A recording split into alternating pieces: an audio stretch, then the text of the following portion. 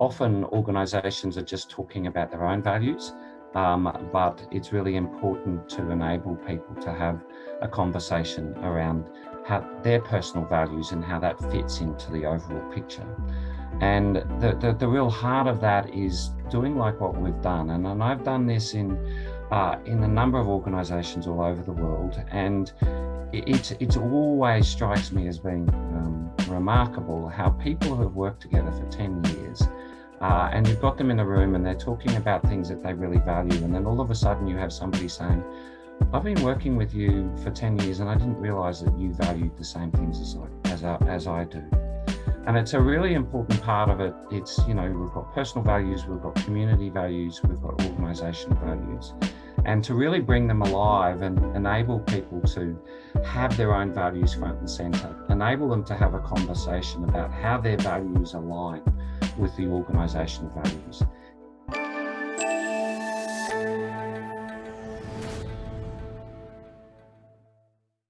Good evening, everyone, and thank you for attending today's PDF webinar. I am Frank Gunawan, and I'll be the moderator for the event tonight. The topic for today's talk is how to become a value-based leader. But before we start our talk, I just want to give a quick introduction to PDF for those of you who might be new to us. At PDF, we believe that everyone, not just the elite few, should have access to the right tools, techniques, and networks to develop themselves. We believe that by becoming the best version of ourselves, we will all lead more fulfilling life and inspire those around us to do the same. And we do this by running events that aim to inform, connect, and inspire. And then we share what we learn with our community on social media. I also want to quickly acknowledge our dedicated group of volunteers at PDF who are here with us tonight. Thank you very much for everything you do. Before we begin, I'd like to lay down some housekeeping rules. Please note, this is a recorded session that may be distributed by social media at a future date. And also, I would like to invite everyone to update your name and turn on your camera so we can better connect with each other. And finally, if you have any questions during the talk, please feel welcome to type them into the chat box at any time. When we get to the Q&A part of the session, we will invite you to ask your questions. Okay, we aim to finish by 8 p.m. tonight. So now on to tonight's events. We are very lucky to have Stephen Berkeley with us as our special guest. Stephen is the Director Global Business at Flyntrok Consulting. He is a change and culture facilitator who helps community and organization gain clarity around what is important to them, where they should be focusing, specifically with their energy. He is helping leaders create value-based culture. He has 3 decades experience at a leadership level across 3 different countries, Australia, England, and India. So without further ado, I'll hand you over to Stephen. Thank you, Stephen. Thank you very much. And it's a great pleasure to be here. And thank you very much for your warm welcome. It's great. And we've got people I see from all over Australia, UK, and also, I believe, somebody from the Philippines here as well. Old friend Raju, so welcome. And I just wanted to give before I go in and talk a little bit about myself, is just to give a bit of an outline of the flow for today's program. And I just wanted to give a bit about my story and my career pathway and how I got to where I am today. And then we're going to, as the topic is all about values-based leadership, we're going to play with values. And Raju, who's on the call today, said to me, how is it possible you're going to talk about how to become a values-based leader in an hour? And yeah, that's a very tough call and that will not happen, but we'll give you some nudges and what is my story, and how you can become more focused on values. And we're going to do that by actually playing, because I believe that values is very much something that is experienced through stories. And that's very much part of the way that I work when I'm working with organizations around values. And then I'm going to talk about some of the skill sets and mindsets of a values-based leader. What is some of the in your skill set that you need to be developing to refine your skills as a values-based leader. And then we'll have closure. And so, yeah, so that's just the flow, and I'll just stop sharing, and then we'll tell you just a little bit about my story. And I'd really like to just go back to the very beginning of where my career began and how it did begin. My father was very interested in me being a teacher. He was a headmaster himself, and his own values was really much about security. And he felt that by being a teacher, I'd have a secure job for life, etc. But it really wasn't my calling, and it was clear to me it wasn't my calling. And I wasn't really quite sure what it was. I thought it would have something to do with healthcare, and but was pretty sure it wasn't going to be clinical, but it wasn't really clear about it after that. And then my father took me to some career evenings, and we went to the Queensland University of Technology here in Brisbane, where I went to school. And we learned about this course called the Bachelor of Business in Hospital Administration and Healthcare Administration. And almost immediately, I realized that that's what I wanted to do. And I remember when I came home and told my mum and said, I know what I want to be. And she could see by the look in my eyes that that was my calling. And so throughout that course, I was the only one out of all of the students that were in my batch that had chosen that course as their first preference. I was the only one that was, every summer, I took work experience in hospitals all over the country, all over Queensland, because I was really interested in understanding what it was I was getting myself into and what the potential was going to be. And as a result of my enthusiasm, I was the first of my batch to get a job. And so it just gives you a little bit of an idea. I was really passionate about what I was doing. And that passion has remained with me with respect to healthcare, and has taken me from Brisbane to Rockhampton to Ipswich to Newcastle. And then I did some work in Manchester in the UK, and then back to Newcastle, and then to India, where I was for 13 years before coming back to Australia 14 months ago. And so when I first started my career, it was really learning the grassroots of operational aspects of working in a hospital. Originally, I was in hospital information, patient information, learning all about how things worked.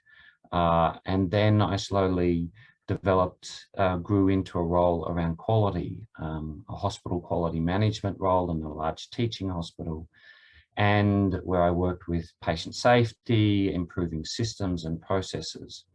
And that was where I developed a strong interest and a skill around facilitation. So I had to facilitate quality improvement teams. When there was an adverse event, I would have to do what was called the root cause analysis. So really started to begin developing my craft around working with groups and groups of people. And I've been developing that skill since that time. And it's really been a core part of what I do, but it's not who I am. And I've integrated very much into every leadership role that I've been, as being more facilitative. And then about in the mid-90s, whilst I was doing all of this work, I started to travel to India, and I met this woman, and she was a clinical psychologist from California, and she'd written this program called Living Values Education Program.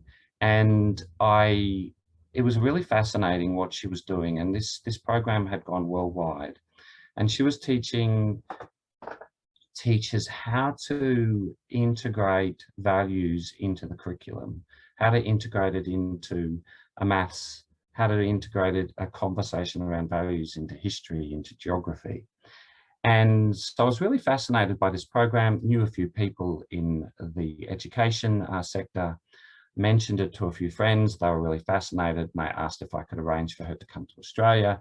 And I did that. And I ended up becoming the national coordinator as a volunteer of this program, and ended up facilitating about 20 different training programs across the country. And not only was it a training program with respect to teaching them how to have conversations around values in the classroom, there was always follow-up sessions. So I really got to see how their cultures within their schools were changing.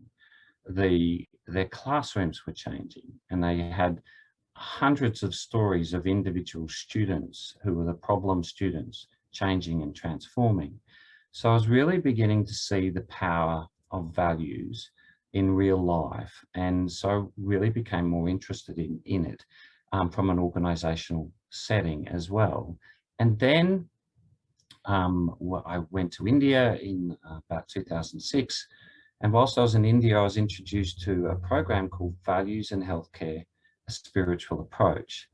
I became a facilitator of this program. I ended up running training programs for hundreds of healthcare professionals across India, Asia, Australia, and again was having thousands of conversations, witnessing conversations around values and seeing its transformative power for teams and for organizations. And then slowly I started to begin to think and said, what are those organizations that really have strong values-based cultures? What are they good at? What are they doing that has enabled their values to be front and center in everything that they do within the particular organizations they're at? Because I was also witnessing organizations at the other end of the spectrum, where they had their posters on the walls declaring their values, but they didn't have any conversations in the halls. They weren't talking about them. They weren't integrated into their systems and processes. They weren't integrated into their performance management. They were just there, but they never talked about them. And so they weren't fully utilizing those values. And so now I've at the end, after 35 years in the healthcare industry, I've gone out and I'm working as a consultant, and that in itself has brought a whole new level of changes and challenges. And it's interesting, when I look back at my career over the last 35 years, there's definitely been moments where I've been really switched on with respect to my career journey. But there's also been moments where I've switched off, and that's okay. And when I reflect back on those moments that I switched off, it was having a mentor that enabled me to switch back on and put my career back in focus. And things happen. We have families, we have critical life events, and our career isn't always front and center. And that's been very much a part of my journey, and different things that I've developed along the way. And so, as I mentioned, facilitation has been a part of that. I became a member of an organization called the International Association of Facilitators in about 2013, and that organization has been really critical in helping me further develop my ability to facilitate group work from 10 people through to 500 people. And so that's been an important part. And another tool that I've added, or a skill set that I've added in the last 4 or 5 years, is a skill set around coaching. And I really have found that has been a really fantastic part of the overall journey. And again, I don't call myself a coach, don't call myself a facilitator. They're just part of my skill set, my tool set. And so that's just a little bit about my journey, my career journey. And I'm happy if you've got any questions about my career journey, just type them into the chat. But really what I'd like to know before we go and begin to play with values, I'd just like to know what what was it that attracted you to come to this session tonight? What was it about the title that intrigued you enough to invest 1 hour of your evening in learning more about how to become a values-based leader? So I'm happy if you want to turn on your mic and chat, or you can just put it into the chat box. I'll jump in. Hi, Stephen's polling. What attracted me to this session was in my work, we were doing these coaching circles, and they had this sort of comprehensive plan about working on development. And one of the first things we looked at was our values and then eventually that led into our personal brand. And one of the things they talked about values was if you worked in organizations where your values didn't align, you weren't going to be happy. And it made sense that your moral compass should be aligned in what you do. Otherwise, you'd be continually in, conflict with that. And I think it's a lot more powerful to drive your leadership from, I think the description says something about driving that from within. I think that makes a lot more sense than trying to do it consciously and sort of try to follow a manual playbook. So that's what drew me to this session. Thanks very much, Pauline. That's great. Thank you. Similar line to what Pauline mentioned, I think for me, like when you start off with at a company, it's always, does the values of the company resonate with you, and whether you're aligned with those values. And what's interesting is if your value is different, like, does that mean you're not going to be able to transition or adapt into the environment? So I'm curious to understand how that differs from, the values that you see yourself as a leader, and then how do you then integrate that and adapt that to the values of the organization? Yeah, and it's a great point, and I think both organizations have a responsibility as well to open up the conversation. So it's to recognize that people don't exist in a vacuum. So it's not as if the values are going to be influencing every decision, everything you say, everything you don't say, everything you do, everything you don't do.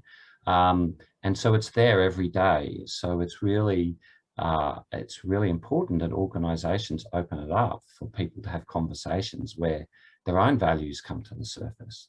They will, but having conversations and listening to people is really an important part in it. So, yep, there's our part in working out whether I align, but a really values-based organization will be opening up opportunities in safe spaces to have conversations.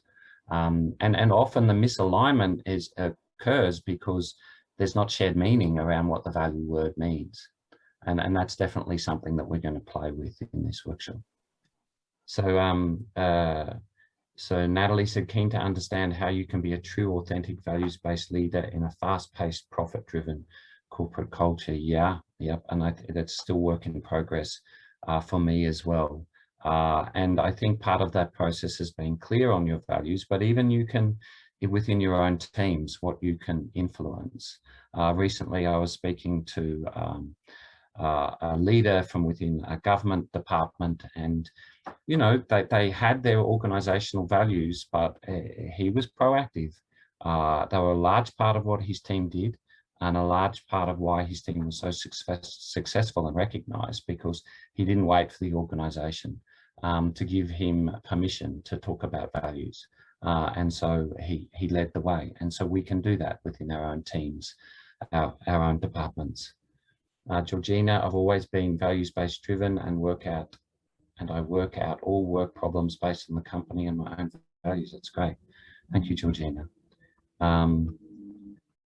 Okay, is there anybody else who'd like to, just before we go out and do some play, and Markel, if you can have the breakout rooms ready, we'll be doing those in a couple of minutes.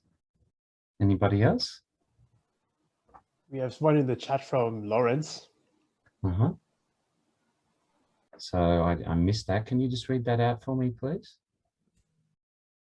So Lawrence says, I work for a large corporation who claim to be value-based, but don't really seem to act that way. I was attracted to this to see if I can learn some skills to help embed the behaviors within the business. Right. Yeah. Okay. And look, it's a real stretch to cover all of these in 1 hour. Normally I would do something like this in in a minimum of 3 hours, but let's see what we can do. And we'll have an opportunity for a conversation in a minute. So what we're going to do now is that we're going to break you out into some breakout rooms, and we're going to have a bit of a play with some organizational values. And each one of your rooms will have an assigned value. So the name of your room will be that particular value. So when you come together, I want you to select, you'll have about 5 people in your rooms.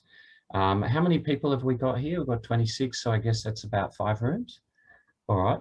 And so just select a spokesperson, because when we come back, we want you to share a little bit about your conversation in your room. And then you've got, because we're time bound, you're going to have 10 minutes. So we're going to give 30 seconds to introduce yourself, because you may have people in your room that you haven't met before, and that would be great. Where you're from. You can also elaborate a little bit why this topic was important to you. And then you've got 90 seconds to share a story and around your experience of that particular value in any workplace that you've worked in. And I invite you to keep those focused on the positive side of the experience of those values. So each and every one of you, if there's 5 in your team, everybody will get an opportunity to share a story. So the 5 values that we're going to be focusing on is growth, collaboration, humility, innovation. So your team, so you say, for example, you're in the room with innovation, you'll share a story of where you've experienced innovation. It may be within a particular process, it may be how you innovated to solve a particular problem, or something that you witnessed that really demonstrated that value. So we're going to give you 10 minutes for this. So any questions before we go into the breakout rooms? Great. All right, looking forward to seeing you back. So if you can just start the breakout rooms, and we'll be off and running.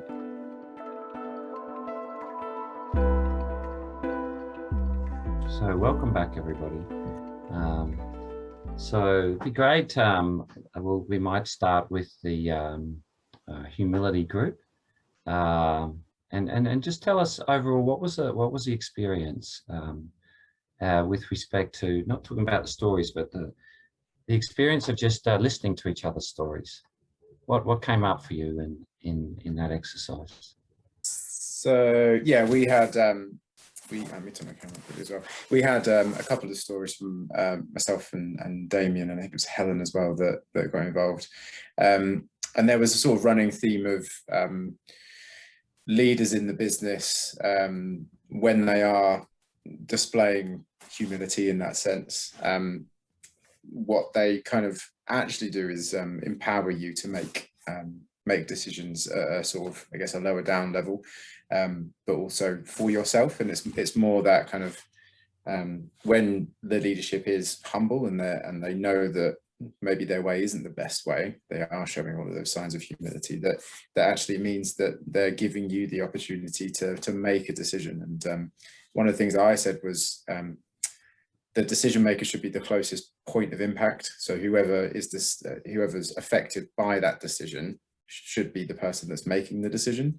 And that was something that one of my previous bosses showed quite significantly, and it really went down well within the business. He was a new leader, came in and really pushed this behavior. And I just think it changed the way that we did things. In terms of process, how difficult or easy did your group find it to come up with stories around humility? I'm talking for everyone now. I think it was quite easy. Helen and Damien very much had one ready to go. I had one ready to go. So yeah, I think it was relatively easy. Yeah. And what about your overall experience with the process? Regardless of the stories emerged, what anything that you noticed about the value of doing it through stories?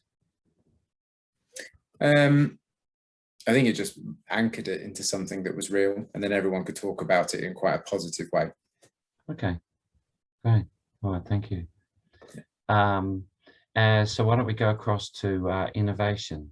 We didn't nominate a speaker, I realized, so I'll just jump in, but I might play tag a little bit. So along the same themes, what I observed, all the stuff that we talked about, all the stories that we talked about were innovation stories that were born out of COVID. So that was quite interesting. I think in some ways that sort of forced a lot of innovation to happen in recent times. And I particularly liked Raju's story. So sorry, Raju, I'm tagging you in to tell your story because I thought you told it quite well. So I don't want to do it injustice by paraphrasing it. You're on mute, Raju. I don't know if I should share the story again or should I share the experience of being with the group? Can you do the story in 60 to 90 seconds? Well, sure. Well, at the start of COVID, in the first 60 days, everyone had no idea what to do. And there was a large company in the Philippines called San Miguel Corporation, and they used to produce gin and whiskey. And so all businesses had dropped, and the chairman of the company, a guy called Ramon Ang, made a very quick turnaround. He said, if I can't get people drunk, at least I'll get them disinfected. So a company that used to produce drinking alcohol converted to making disinfectant alcohol, and they distributed $3 million worth of free goods in the first 6 months. And today that company, of course, SMCs applauded heavily, and they are building the next big airport in the Philippines. And that comes from how values driven that leadership was. Thank you. And so a bit about the process and also, how did that particular story and anybody in that group, how did that affect you when you heard it from a story perspective? When you say how it affects us, is like, how does it make us feel? Is that what you're? Yeah. Right. Well, it definitely brings the innovation out in you, right? Because you're like, how can you turn a challenge into something that is going to make an impact or change change the things around you. So it makes you want to think differently or think outside the box so that you're creating value into what you do. Okay. And anything else about the process from that group, Raju, you're going to mention? Oh, I think the fact that we heard stories from each one of the participants, and you could see the enthusiasm in telling the story. That was very interesting, and that the enthusiasm kind of represented so many things that are undescribable about the companies. So companies like PepsiCo, HSBC, and ISEC. I think that was very interesting that in that 60, 90 seconds, it gave us an image of the whole organization rather than just that little aspect of their behavior. Okay, thank you. Thanks very much, Innovation Group. And so why don't we go across to growth? It's Georgina. So for growth, we've nominated me to explain my contribution. So I'm in the executive office in the hospitality industry, which is about to reopen this month after a very long time of chops and changes. As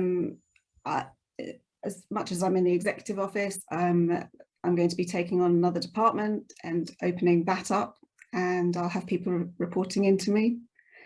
So the types of people to be reporting into me will be interviewed based on the company values and what they can demonstrate. And I'm going to ensure that the interview questions are all around that, not just generic interview questions, because I believe that we can grow as a team based on them answering those particular value-based questions. Okay. Were there any other examples of stories of real life scenarios with respect to growth that came out of your group, Georgina? Not sure if anyone else wants to answer that. And what was your group's experience, and anybody from growth in terms of listening to others' stories and that the overall process that you went through of exploring values through stories? Everybody contributed and said that they wanted to develop themselves in terms of growth, and whether it was based on values and just how important it was going to be for their futures. And some were interested to know what they need to do to develop their careers. So it was those sorts of contributions, really. Great, thank you. And the last group is collaboration. So who's going to speak for collaboration? Yeah, hang on, I'll just turn my camera on for this. Okay. So collaboration, our group, there was no seriously specific stories that we went into necessarily. We talked a lot about, I guess, very general experiences. So a lot of us were, again, part of the same organization. And so like a specific story that I told was about how in the organization, like it's very people-based, like ISEC, we work a lot in like a kind of team environment. And as part of like, one specific one is I remember like me and a fellow team leader having to come up with a presentation that was to explain, I guess, the way that one of our programs that we're running was going to go for that whole semester, because we're still in uni, it's a university program. And like, I guess in a way, like kind of like the fun kind of environment that had, and the enjoyable experience of making that, I guess, something that might otherwise be mundane. Like, I guess in a way, that was what collaboration kind of meant to me in that respect. And there was also an interesting point brought up, sorry, that was, I can't remember exactly who the name, but that they explained that for them, the idea of collaboration with an organization and the experiences they've had that they associate with that value actually also have to do with like showing empathy to others and like being able to, I guess, put yourself in the shoes of like the person that you're working with and be able to see eye to eye with them and see their perspective in any given scenario. That way to come up with like a, I guess, effective result at the end of it. Thank you. And just generally, what do you see as the value of exploring values through stories? Just from your experience in the last 10 minutes, what were some of your conclusions or insights? Not so much from the values words themselves in the stories, but the process of exploring values through stories. I think, at least for me, it's kind of, especially like when you're exploring values through stories, for yourself in such an activity, when you're thinking about, trying to think of examples of collaboration, it kind of brings all whatever value you're thinking of. It kind of helps you at least appreciate or like recognize like how often you might see these things, and like not necessarily, you know, in the day-to-day life, because, you know, you're very busy. You might not, like, I guess, appreciate to its fullest, right? And it kind of makes you think about, appreciate like the work that you do in some way within an organization as well. And then how also recognize as well how important it is to have those things in an organization, or those values. Okay. Thank you. And any other comments about the process and what you noticed from anybody else in general? Sorry, Nicholas. Anybody else like to comment? What's the question, Stephen? Again, please. With respect to not so much the stories that emerged, but what are your thoughts about the process of using stories to emerge values and to have a conversation? So my belief has been that stories are really values. Stories are really values that are wrapped around in a very nice way. And I say that they are values wrapped in rhyme, rhythm, and rainbow. So every time someone tells a story, every time we hear a story, it sparks of a value. And sometimes that value may not have language form, but we understand what's going on just from hearing the story. So I heard 3 stories, and even though they were about innovation, there was more behind innovation. It could be ethics, it could be a desire to serve others, you know. So there was a little bit more in that story. So that's what I feel. I know how stories and values are related. Thank you. And just very much in the interest of time, I'll just move on to just a few summary slides that just describe the work with values. And very much what I mentioned at the beginning is often organizations are just talking about their own values, but it's really important to enable people to have a conversation around how their personal values and how that fits into the overall picture. And the real heart of that is doing like what we've done. And I've done this in a number of organizations all over the world. And it always strikes me as being remarkable how people who have worked together for 10 years, and you've got them in a room and they're talking about things that they really value. And then all of a sudden you have somebody saying, I've been working with you for 10 years and I didn't realize that you valued the same things as I do. And it's a really important part of it. It's, you know, we've got personal values, we've got community values, we've got organizational values. And to really bring them alive and enable people to have their own values front and center, enable them to have a conversation about how their values align with the organizational values. If there's a misalignment, my feeling is, and my experience is, that there's lack of conversation. Values-based conversations where you get to actually talk about your values in terms of how they work within your team, how they work within your organization, how they work within particular processes in the organization. So it's very much is bringing in the conversation. As leaders, we can do that in our own teams and bring it into our team meetings where we can just start to talk about what does this particular value. And I think it was Nicholas who said that, you know, it was you get to, the more you talk about a particular value, the more you see it in action. The more you start talking about growth, the more you get stories, more stories that you collect. And that's the whole thing about working with stories is it's very much a dynamic process. Values are not static. And it's this very much this process of individual context is really important to collective context. So hearing how my colleague relates to a particular value word and what it means to them is really important for us. That shared meaning around that value word is a really important part of the shared using. Unless we're having conversations, so what does growth mean to you? What does it look like? What does it feel like? It's a really important part of us being able to make sure that that starts to get used within the organization. And it's a very dynamic process because once you have that shared using, then you have the shared living, but it's very much, okay, you have now got some new stories about using innovation and application and examples of innovation.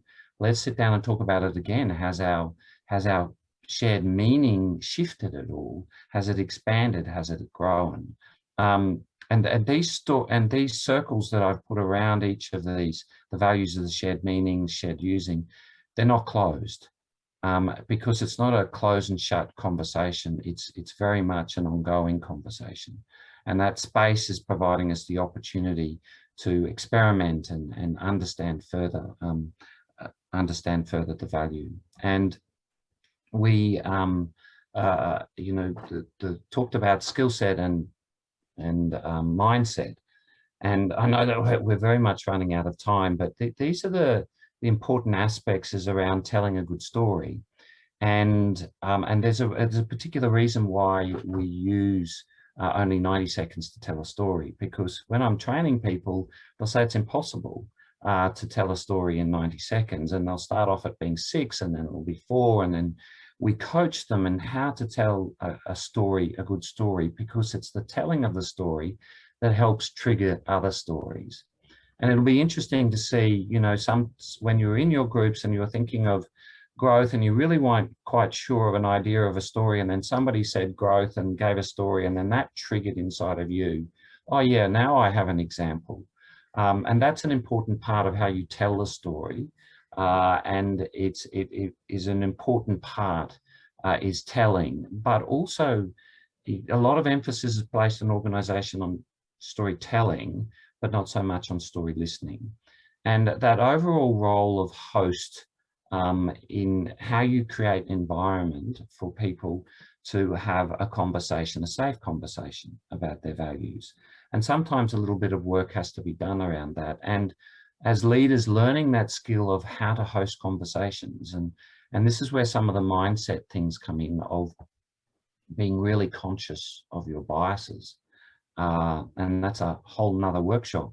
And being aware of them as how they might influence you. And in terms of how people say their stories, and being non-judgmental with respect to those stories, and helping just to draw out and facilitate is a very key role in becoming a values-based leader, is around the ability to host conversations. And that's why I wanted to have an example of that, so that you could get a feel of that just simple process of, you have an organizational value, get people together and ask them to share stories around their experience of that particular value. And rather than being theoretical, my definition of growth is, now tell us a story of where you witnessed it, and then you'll get a shared understanding with respect to that value word.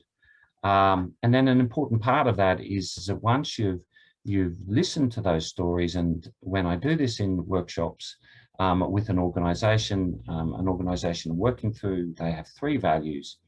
And so when we run the workshop, which is for 90 minutes, and they'll break out into breakout rooms, each group will get an opportunity to tell stories about growth, innovation. So they'll do a round robin. So each of you just got the one opportunity to tell story, but we would keep doing the round robin until all of the values are covered. And then as we come back, we're making sense of what that actually means to us, and what that means to us as a team. And then we use those stories. We have databases, and we play them back at town halls, or we create videos and we use them on our social media.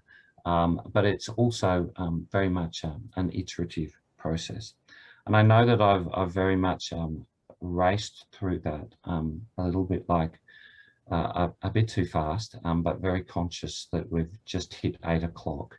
But my experience is that when we really learn to use our values and give our team members opportunities to talk about values and what it looks like and feels like, it really helps us to become human-centered. I almost said dog-centered then, but thank you very much for introducing your dog into the call and making it real. So thank you. And yes, and it'd be great for you, just before you leave, and I'm sure that Frankie wants to do a proper closure. If you could just, what's your take home? What's your main insight from today's call? And I'm very happy to continue the conversation, and for you to reach out to me on LinkedIn. Yeah, great. Yeah, I'll place the LinkedIn detail for Stephen in the chat box. Anyone want to connect with him, you can just connect with him directly. Also, he has a link tree. Thank you so much, Stephen, for that fascinating talk. I'm sure everyone got something helpful from that session. No sorries about your dog, Raju. It was great to hear your dog.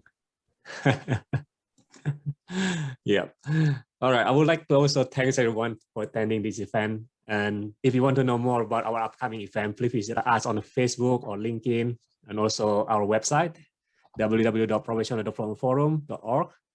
And our next event topic will be career and leadership lesson with Yusum Lu, and it will take place at 7 p.m. on Thursday, 20th of May. So once again, thank you very much for everyone to attend. We hope to see you again soon at our next event, and have a lovely evenings, everyone. Thank you. Thank you. Thanks, everyone. Much. Thank you. Thank you. Thank you. Have a good evening. Thanks, Jeffrey. Nice to see you again. Yeah, likewise. That was really good. And I'm glad you brought it all together for me. I think it brought it all together in terms of, Jeffrey? In terms of joining the value to the stories, I just realized the power of stories to bring something to life. The funny thing was, during the breakout sessions, I was trying to explain what a value is, and then I went on to tell a story about what that value is, and then I realized that that's probably a better way of telling that value through the actual story than trying to define that value itself. So Yeah, and I think I like the idea around how it becomes a shared value, because what we don't seem to realize is that we say one thing, like say, for example, integrity, and you realize it means something slightly different to everybody, but it's through the stories that you make it a meaningful thing. So if you want this thing to live in your organization, then you, through storytelling is how you demonstrate integrity. Yeah. And then replaying that story that's been heard in the small breakouts or whatever to the organization. And then it starts to get a new life. And then, oh, that's an interesting example, because in the work that I'm doing with the current organization, when we looked at all of the stories that we collected, so there were 60 stories, 10 was on integrity, and then the balance was on respect and excellence, the two values. So it was not that integrity is a problem, but people had trouble understanding it. So now we've gone about and we're really enunciating those stories and getting the stories around integrity to help people think about more examples of integrity within the organization. Well, one of the things I can relate to, and I don't know how many of you in the room are actually from a Chinese background, but growing up, we were reading basically the 36 stories of filial piety. I don't know if this rings a bell. Right. So, but what it is a volume of, well, basically that's exactly what it is. 36 different stories. Now, filial piety is a concept that does not, I can't even translate that properly into English. In Chinese is xiao. It's like it is one word. And what it is somewhere between sort of obedience to your parents, to honoring your parents, to respecting your parents. But the beauty of it is the stories is what makes that value come to life. And the fact that I can't find a English equivalent word in the English vocabulary to explain it to you is not a problem, because all I have to do is tell you those 36 stories and you know exactly what I mean. And then I realize that that story device has been used by great civilizations to define what their values are for a very, very long time. And and I still remember. Now, funny thing is, I probably learned all these stories long before I was even 10, and I still remember it all. Great, thank you for sharing. And how about you, Tao? What was your experience? Sorry, do you mean experience in the main about today's conversation? Yeah. Oh, got it. Sorry. So for me, it's interesting because, so if I'm understanding correctly, telling your story is how you become a value-based leader, right? But then your story has to be short, sharp, and influential. And then, so what I was able to reflect is when I was telling my story, it wasn't sharp, it wasn't short, and it was dragging on. So then really, how do I reframe that to make it value-based, but also to make it and recording. And what I do with the groups is that we get them together in a group and we get them to do a recording together, and then we evaluate it collectively in terms of the power, their ability to tell the story, and then we critique it together. So get a community of practice within PDF and practice telling your story. And practice telling it in 90 seconds and critique each other. It definitely takes time, because when I work with people, I say, it's impossible. I can't do 90-second story. And it's amazing. Those people are now fantastic at telling 90-second stories. Being clear about, the time, the place, the context, the characters, have the basis of your storytelling, and the sense of surprise. And the worst thing to do is say, I've got a story to tell you. That prefix is not needed. You just launch into it. Everybody will know it's a story. And then just working out and just start keeping a database of your stories, because this is the leadership skill is storytelling, but the flip side of it is story listening. And there'll be 1,000 workshops out there about storytelling, but very less workshops around story listening. So Washington, what was your experience at today's workshop? Yeah, I think as you say before, like have a story that is elegant at the same time exciting. Yeah, and as you say, like a lot of people don't have the time, right? So it's like, in 3 seconds, you need to grab their attention. So have it, I think we call it as a hot snapshot. Like, as soon as you get the chance, you grab the attention just 3 seconds and that's it. And then let it flow from there. Yeah. And what about you, Annie? What was your experience in today's session? What were your insights? Quite similar to other people. It was interesting to kind of, I guess, for me, I guess be able to explore values through storytelling and telling people through stories. And this about 2 weeks ago, I was trying to practice storytelling as well, because like generally I just like talk stories like very briefly, like high level. So it was interesting to kind of hear from our discussion in my group today when others were telling their stories. They kind of like had a like structure on how to kind of express it. So it was interesting to hear. Yeah. Thank you very much for your time, Stephen. It was thank you. That was great. Thank you for your Thanks, invitation. Stephen. Sorry it was so rushed towards the end, but I thought that the value was in people getting an experience. It's always a challenge of whether you throw in a breakout room, because it eats up a lot of time. But the key thing around values is that it's not about lecturing and saying this is what respect is. It's really going in and listening to stories. All right, thank you. Thanks, Stephen. Thank you, Stephen. Bye. Hi, I'm Jeffrey Wang, the founder of the Professional Development Forum. PDF was established to help young diverse professionals find fulfillment in the modern Australian workplace. By asking questions to the most successful, influential and inspirational people we knew. We were inspired by their stories of tenacity and passion. We learned about the creative approaches to overcome challenges. We believe that everyone, not just the elite few, should have access to the knowledge, mindset and network to develop themselves.